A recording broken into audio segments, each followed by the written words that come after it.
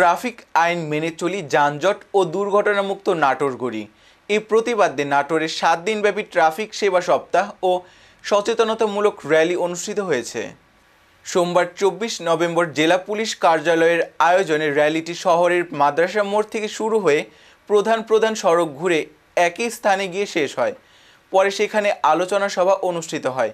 এই সময় উপস্থিত ছিলেন রাজশাহী রেঞ্জের ডিআইজি মোহাম্মদ শাহজাহান, জেলা প্রশাসক আসমা শাহিন ও পুলিশ সুপার তারিকুল ইসলাম সহ পুলিশের ঊর্ধ্বতন কর্মকর্তাবৃন্দ।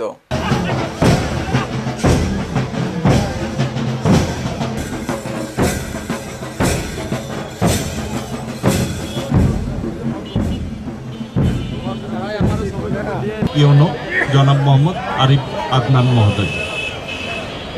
স্যারের কথার সূত্র ধরে বলতে চাই, আসলে জনসচেতনতা, ট্রাফিক আইন মেনে চলি, যানজট ও দুর্ঘটনা। ভাইরা, ছাত্রছাত্রীরা সবাইকে জানাচ্ছি জেলা পুলিশের পক্ষ থেকে। তবে সড়ক দুর্ঘটনা হ্রাস করা সম্ভব। চলুন করব।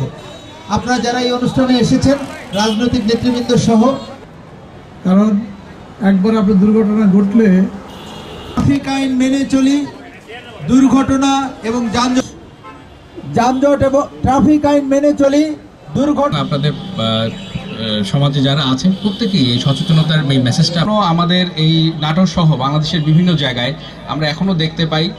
জানাচ্ছি সরকারি দপ্তরের বিভিন্ন পর্যায়ে যে কর্মকর্তা হচ্ছে অতিরিক্ত গতি থেকে শুরু করে আরো নানান রকম সমস্যার কারণে এখনো প্রত্যেকে যেন আমাদের পরিবারের কথাটা চিন্তা করি এবং আমাদের ট্রাফিক আইন যে মেনে চলতে হবে। আমাদের নাটোর জেলা বিএনপির সদস্য সচিব জনাব আসাদুদ্দিন